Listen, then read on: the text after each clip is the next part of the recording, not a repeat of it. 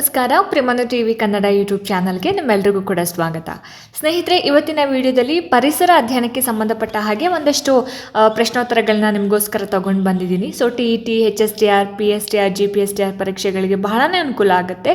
So ಹಾಗಾಗಿ ಯಾರೆಲ್ಲ ಈ ವಿಡಿಯೋನ ನೋಡ್ತಾ ಇದ್ದೀರಾ ಎಲ್ಲೂ ಕೂಡ ಸ್ಕಿಪ್ ಮಾಡದೆ ಪೂರ್ತಿ ವಿಡಿಯೋನ ನೋಡಿ ಅಂತ ಹೇಳ್ತಾ, ಸೊ ಬನ್ನಿ ಜಾಸ್ತಿ ತಡ ಮಾಡೋದು ಬೇಡ, ಆದಷ್ಟು ಬೇಗ ಇವತ್ತಿನ ವಿಡಿಯೋದ ಮೊದಲನೇ ಪ್ರಶ್ನೆ ಏನಿದೆ ಅಂತ ನೋಡ್ಕೊಂಬರೋಣ. ಸ್ನೇಹಿತರೆ, ಮೊದಲನೇ ಪ್ರಶ್ನೆ ನೋಡಿ ಈ ರೀತಿ ಇದೆ. ಭಾರತದಲ್ಲಿ ಅತಿ ದೊಡ್ಡ ಮ್ಯಾಂಗ್ರೋವ್ ಕಾಡು ಯಾವುದು ಅಂತ. ಭಾರತದಲ್ಲಿ ಇರ್ತಕ್ಕಂತಹ ಬಹಳ ದೊಡ್ಡ ಒಂದು ಮ್ಯಾಂಗ್ರೋವ್ ಅರಣ್ಯ ಯಾವುದು ಅಂತ ಕೇಳಿದ್ದಾರೆ. ಆಯ್ಕೆಗಳನ್ನ ನೋಡಿ ಈ ರೀತಿ ಕೊಟ್ಟಿದ್ದಾರೆ. ಸೊ ಈ 4 ಆಯ್ಕೆಗಳಲ್ಲಿ ಯಾವುದಿರ್ಬೋದು ಹಾಗಾದರೆ?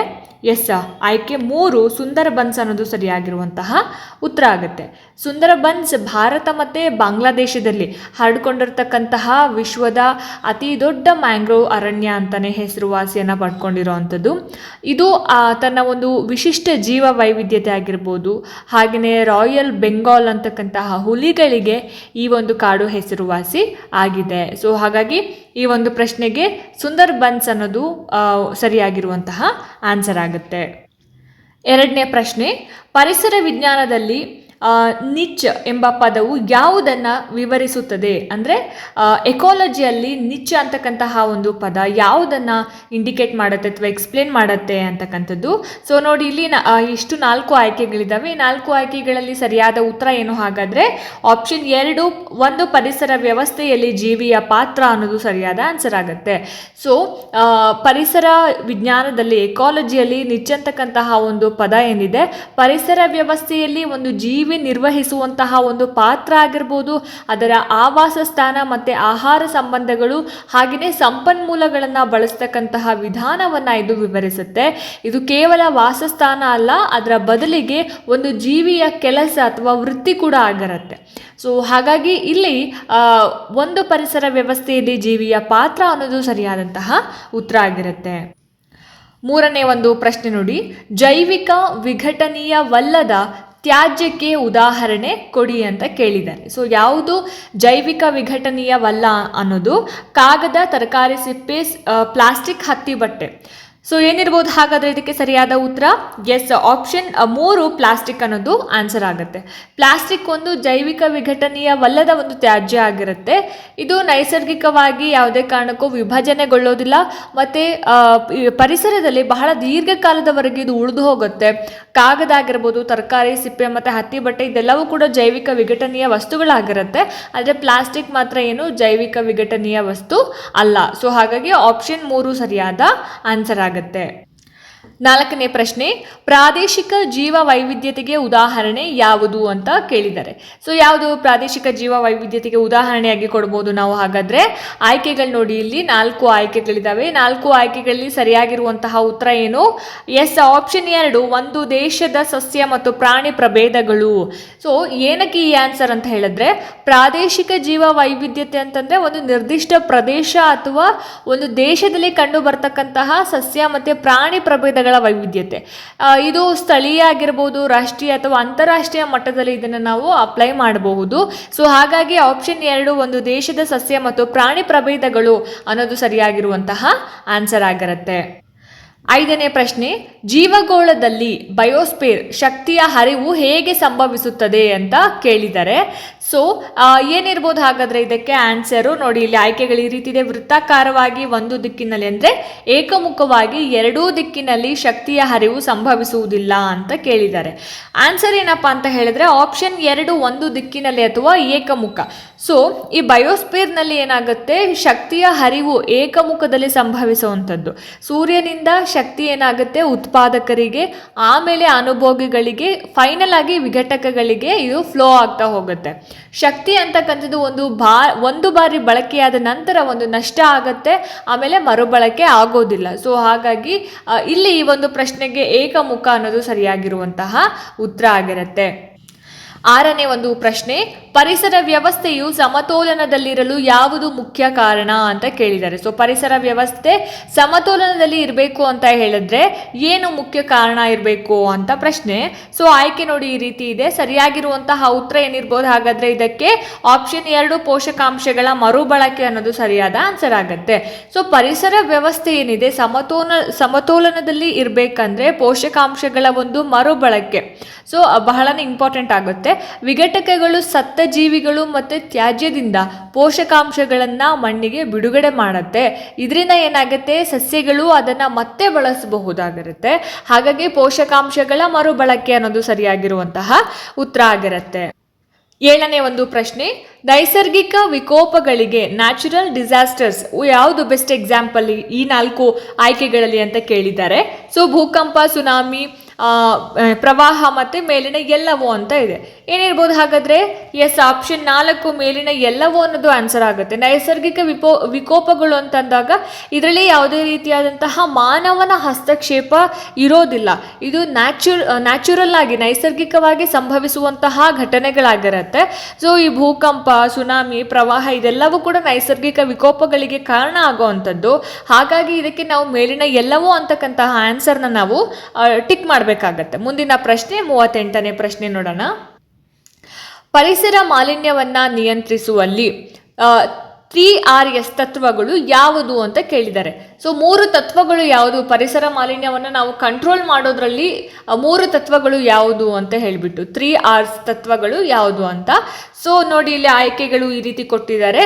ಇದಕ್ಕೆ ಸರಿಯಾಗಿರುವಂತಹ ಉತ್ತರ ಏನಿರ್ಬೋದು ಹಾಗಾದ್ರೆ ರೆಡ್ಯೂಸ್, ರಿಯೂಸ್, ರೀಸೈಕಲ್ ಅಂದರೆ ಕಡಿಮೆಗೊಳಿಸು. ಆಪ್ಷನ್ 2 ಕಡಿಮೆಗೊಳಿಸು, ಮರುಬಳಕೆ, ಪುನರ್ಬಳಕೆ. ಸೊ 3Rs ಬಂದ್ಬಿಟ್ಟು ರೆಡ್ಯೂಸ್, ರಿಯೂಸ್, ರೀಸೈಕಲ್ ಅನ್ನೋದು ಆನ್ಸರ್ ಆಗುತ್ತೆ. ಸೊ ಪರಿಸರ ಮಾಲಿನ್ಯವನ್ನು ಕಂಟ್ರೋಲ್ ಮಾಡೋದ್ರಲ್ಲಿ ಈ 3 ತತ್ವಗಳನ್ನು ನಾವು ಬಳಸಬಹುದು. ಸೊ ಇವೇನಾಗುತ್ತೆ, ತ್ಯಾಜ್ಯ ಉತ್ಪಾದನೆಯನ್ನು ಕಡಿಮೆ ಮಾಡೋದಕ್ಕೆ, ವಸ್ತುಗಳನ್ನು ಮತ್ತೆ ಬಳಸೋದಕ್ಕೆ, ಹಾಗೆಯೇ ತ್ಯಾಜ್ಯವನ್ನು ಹೊಸ ಉತ್ಪನ್ನಗಳಾಗಿ ಪರಿವರ್ತನೆ ಮಾಡೋದಕ್ಕೆ ಇದು ಪ್ರೋತ್ಸಾಹ ಮಾಡ್ತಾ ಹೋಗುತ್ತೆ. ಸೊ ಹಾಗಾಗಿ ಆಪ್ಷನ್ 2 ಸರಿಯಾಗಿರುವಂತಹ ಆನ್ಸರ್ ಆಗಿರುತ್ತೆ. ಇನ್ನು 9ನೇ ಪ್ರಶ್ನೆ ನೋಡಿ, ಪರಿಸರದಲ್ಲಿನ ಹಸಿರು ಸಸ್ಯಗಳ ಪಾತ್ರ ಏನು ಅಂತ ಕೇಳಿದ್ದಾರೆ. ಸೊ ಎನ್ವಿರಾನ್ಮೆಂಟಲ್, ಪರಿಸರದಲ್ಲಿ ಹಸಿರು ಸಸ್ಯಗಳ ಒಂದು ಪಾತ್ರ ಏನು ಅನ್ನೋದು ಪ್ರಶ್ನೆ. ಆಯ್ಕೆಗಳು ನೋಡಿ ಇಲ್ಲಿ ಈ ರೀತಿ ಕೊಟ್ಟಿದ್ದಾರೆ. ಸರಿಯಾಗಿರುವಂತಹ ಉತ್ತರ ಏನಿರ್ಬೋದು ಹಾಗಾದ್ರೆ ಎಸ್ ಆಪ್ಷನ್ 2 ಆಮ್ಲಜನಕವನ್ನು ಉತ್ಪಾದನೆ ಮಾಡೋದು. ಪರಿಸರದಲ್ಲಿ ಹಸಿರು ಸಸ್ಯಗಳೇನು ಮಾಡುತ್ತೆ, ಫೋಟೋಸಿಂಥಸಿಸ್ ಅಂದರೆ ದ್ಯುತಿ ಸಂಶ್ಲೇಷಣೆ ಮುಖಾಂತರ ಆಮ್ಲಜನಕವನ್ನು ಉತ್ಪಾದನೆ ಮಾಡುತ್ತೆ. ಇದು ಭೂಮಿಯ ಮೇಲೆ ಜೀವಿಗಳ ಉಳಿವಿಗಾಗಿ, ಭೂಮಿ ಮೇಲೆ ಜೀವಿಗಳಿರಬೇಕು ಅಂತಂದ್ರೆ ಅವುಗಳ ಒಂದು ಜೀವಿತಾವಧಿ ಆಗಬೇಕು ಅಂತಂದ್ರೆ ಅಗತ್ಯವಾಗಿರುತ್ತೆ. ಸೊ ನೆಕ್ಸ್ಟ್ ಮುಂದಿನ ಒಂದು ಪ್ರಶ್ನೆ ನೋಡೋದಾದ್ರೆ 40ನೇ ಪ್ರಶ್ನೆ, ಮರಗಳನ್ನು ಕಡಿಯೋದ್ರಿಂದ ಉಂಟಾಗುವ ಪ್ರಮುಖ ಪರಿಸರ ಪರಿಣಾಮ ಯಾವುದು ಅಂತ. ಸೊ ಮರಗಳನ್ನು ನಾವು ಹೆಚ್ಚು ಕಡಿಯೋದ್ರಿಂದ ಅಂದರೆ ಡಿಫಾರೆಸ್ಟೇಷನ್ ಮಾಡೋದ್ರಿಂದ ಏನು ಎಫೆಕ್ಟ್ ಆಗುತ್ತೆ ಅನ್ನೋದು ಪ್ರಶ್ನೆ. ಸೊ ನೋಡಿ ಇಲ್ಲಿ 4 ಆಯ್ಕೆಗಳಿದ್ದಾವೆ. ಈ 4 ಆಯ್ಕೆಗಳಲ್ಲಿ ಸರಿಯಾಗಿರುವಂತಹ ಉತ್ತರ ಏನು, ಆಪ್ಷನ್ 2 ಜಾಗತಿಕ ತಾಪಮಾನ ಏರಿಕೆ ಆಗತ್ತೆ ಅಂತ. ಸೊ ಮರಗಳನ್ನು ಕಡಿಯೋದ್ರಿಂದ ಏನಾಗುತ್ತೆ, ಇಡೀ ವಾತಾವರಣದಲ್ಲಿ ಕಾರ್ಬನ್ ಡೈಆಕ್ಸೈಡ್ನ ಪ್ರಮಾಣ ಹೆಚ್ಚಾಗ್ತಾ ಹೋಗುತ್ತೆ. ಯಾಕೆ ಅಂದರೆ ಮರಗಳು CO2 ಅನ್ನು ಹೀರ್ಕೊಳ್ಳುವಂತಹ ಒಂದು ಸಾಮರ್ಥ್ಯವನ್ನು ಹೊಂದಿರುತ್ತೆ. ಇದು ಜಾಗತಿಕ ತಾಪಮಾನ ಏರಿಕೆಗೆ ಕಾರಣ ಆಗ್ತಾ ಹೋಗುತ್ತೆ. ಹಾಗಾಗಿ ಆಪ್ಷನ್ 2 ಇಲ್ಲಿ ಸರಿಯಾದ ಆನ್ಸರ್ ಆಗುತ್ತೆ. ಮುಂದಿನ ಒಂದು ಪ್ರಶ್ನೆ 41ನೇ ಪ್ರಶ್ನೆ ನೋಡಿ ಇಲ್ಲಿ, ಅಂದರೆ ಈ ಒಂದು ವಿಡಿಯೋದಲ್ಲಿ 11ನೇ ಪ್ರಶ್ನೆ, ಪರಿಸರ ಸಂಬಂಧಿ ಪ್ರಮುಖ ಜಾಗತಿಕ ಸಮ್ಮೇಳನಗಳಲ್ಲಿ ರಿಯೋ ಸಮ್ಮೇಳನ ಅಥವಾ ರಿಯೋ ಸಮ್ಮಿಟ್ ಯಾವಾಗ ನಡೆಯಿತು ಅಂತ ಪ್ರಶ್ನೆ ಕೇಳಿದ್ದಾರೆ. ಸೊ ಪರಿಸರ ಸಂಬಂಧಿ ಪ್ರಮುಖ ಜಾಗತಿಕ ಸಮ್ಮೇಳನಗಳಲ್ಲಿ ಈ ಒಂದು ಸಮ್ಮೇಳನ ಯಾವಾಗ ನಡೆಯಿತು ಅಂತ. ಸೊ ಆಯ್ಕೆಗಳು ನೋಡಿ ಇಲ್ಲಿ ಈ ರೀತಿ ಕೊಟ್ಟಿದ್ದಾರೆ. ಸರಿಯಾದಂತಹ ಉತ್ತರ ಏನು ಹಾಗಿದ್ರೆ ಆಪ್ಷನ್ 3 1992 ಅನ್ನೋದು ಆನ್ಸರ್ ಆಗುತ್ತೆ. ಈ ರಿಯೋ ಸಮ್ಮಿಟ್ ಅಥವಾ ರಿಯೋ ಸಮ್ಮೇಳನ ಅಥವಾ United Nations Conference and environment and development ಎಷ್ಟರಲ್ಲಿ ಅಂದರೆ 1992ರಲ್ಲಿ ಬ್ರೆಜಿಲ್ನ ರಿಯೋ ಡಿ ಜನೈರೋ ನಡೆದಿರೋ ಅಂಥದ್ದು. ಇದು ಸುಸ್ಥಿರ ಅಭಿವೃದ್ಧಿ, ಜೀವ ವೈವಿಧ್ಯತೆ ಮತ್ತು ಹವಾಮಾನ ಬದಲಾವಣೆಯಂತಹ ಒಂದು ಪರಿಸರ ಸಮಸ್ಯೆಗಳೇನಿದ್ದಾವೆ ಇದರ ಬಗ್ಗೆ ಚರ್ಚೆ ಮಾಡೋದಕ್ಕೋಸ್ಕರ ನಡೆದಂತಹ ಒಂದು ಸಭೆ ಆಗಿರುತ್ತೆ, ಸಮ್ಮೇಳನ ಆಗಿರುತ್ತೆ. ಸೊ ಹಾಗಾಗಿ ಈ ಒಂದು ಪ್ರಶ್ನೆಗೆ 1992ರಲ್ಲಿ ರಿಯೋ ಸಮ್ಮೇಳನ ನಡೆದಿರೋ ಅಂಥದ್ದು ಆಪ್ಷನ್ 3 ಸರಿಯಾಗಿರುವಂತಹ ಆನ್ಸರ್ ಆಗುತ್ತೆ. ಮುಂದಿನ ಒಂದು ಪ್ರಶ್ನೆ ನೋಡಿ ಇಲ್ಲಿ, ಪರಿಸರದಲ್ಲಿನ ಟ್ರೋಫಿಕ್ ಮಟ್ಟ ಯಾವುದಕ್ಕೆ ಸಂಬಂಧಿಸಿದೆ? ಪರಿಸರದಲ್ಲಿನ ಟ್ರೋಫಿಕ್ ಮಟ್ಟ ಯಾವುದಕ್ಕೆ ಸಂಬಂಧಪಟ್ಟಿದೆ ಅಂತ ಪ್ರಶ್ನೆ ಕೇಳಿದ್ದಾರೆ. ಸೊ ಇದಕ್ಕೆ ನೋಡಿ ಇಲ್ಲಿ ಆಯ್ಕೆಗಳು ಈ ರೀತಿ ಇದೆ. ಆಯ್ಕೆ 1, 2, 3, 4 ಸರಿಯಾಗಿರುವಂತಹ ಉತ್ತರ ಏನಪ್ಪ ಅಂತ ಹೇಳಿದ್ರೆ ಆಪ್ಷನ್ 2 ಆಹಾರ ಸರಪಳಿಯಲ್ಲಿನ ಶಕ್ತಿಯ ವರ್ಗಾವಣೆ ಅಂತ ಕೊಟ್ಟಿದ್ದಾರೆ. ಸೊ ಪರಿಸರ ವ್ಯವಸ್ಥೆಯಲ್ಲಿನ ಟ್ರೋಫಿಕ್ ಮಟ್ಟ ಅಂದ್ರೆ ಟ್ರೋಫಿಕ್ ಲೆವೆಲ್ ಆಹಾರ ಸರಪಳಿಯಲ್ಲಿನ ಜೀವಿಗಳ ಒಂದು ಸ್ಥಾನವನ್ನ ಇಂಡಿಕೇಟ್ ಮಾಡುವಂಥದ್ದು. ಜೊತೆಗೆ ಶಕ್ತಿಯ ವರ್ಗಾವಣೆಯನ್ನು ಕೂಡ ಇದು ಬಹಳ ಚೆನ್ನಾಗಿ ವಿವರಿಸ್ತಾ ಹೋಗುತ್ತೆ. ಫಾರ್ ಎಕ್ಸಾಂಪಲ್, ಉತ್ಪಾದಕರು ಮೊದಲ ಒಂದು ಟ್ರಾಫಿಕ್ ಮಟ್ಟ, ಪ್ರಾಥಮಿಕ ಅನುಭೋಗಿಗಳು 2ನೇ ಹಂತ. ಸೊ ಈ ರೀತಿಯಾಗಿ ಏನ್ ಮಾಡುತ್ತೆ ಎಕ್ಸ್ಪ್ಲೇನ್ ಮಾಡ್ತಾ ಹೋಗುತ್ತೆ. ಸೊ ಆಹಾರ ಸರಪಳಿಯಲ್ಲಿನ ಶಕ್ತಿಯ ವರ್ಗಾವಣೆ ಅನ್ನೋದು ಈ ಒಂದು ಪ್ರಶ್ನೆಗೆ ಉತ್ತರ ಅಂತ ಹೇಳಿ ನಾವು ಕನ್ಸಿಡರ್ ಮಾಡ್ಬೋದು. ಮುಂದಿನ ಒಂದು ಪ್ರಶ್ನೆ ನೋಡೋದಾದ್ರೆ, ಓಝೋನ್ ಪದರವನ್ನು ರಕ್ಷಿಸಲು ಅಂತಾರಾಷ್ಟ್ರೀಯ ಮಟ್ಟದಲ್ಲಿ ಯಾವ ಪ್ರೋಟೋಕಾಲ್ ಅನ್ನು ಅನುಮೋದಿಸಲಾಗಿದೆ ಅಂತ ಪ್ರಶ್ನೆ ಕೇಳಿದ್ದಾರೆ. ಸೊ ಓಝೋನ್ ಪದರ ಏನು ನಾಶ ಆಗ್ತಾ ಇದೆ ಅದನ್ನು ರಕ್ಷಣೆ ಮಾಡೋದಕ್ಕೆ ಇಂಟರ್ನ್ಯಾಷನಲ್ ಲೆವೆಲಲ್ಲಿ ಯಾವ ಒಂದು ಪ್ರೋಟೋಕಾಲ್ ಅನ್ನು ಅನುಮೋದಿಸಲಾಗಿದೆ ಅಂತ ಪ್ರಶ್ನೆ ಕೇಳಿದ್ದಾರೆ.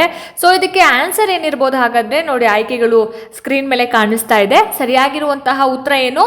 ಆಪ್ಷನ್ 2 ಮಾಂಟ್ರಿಯಲ್ ಪ್ರೋಟೋಕಾಲ್ ಅನ್ನೋದು ಸರಿಯಾದ ಆನ್ಸರ್ ಆಗುತ್ತೆ.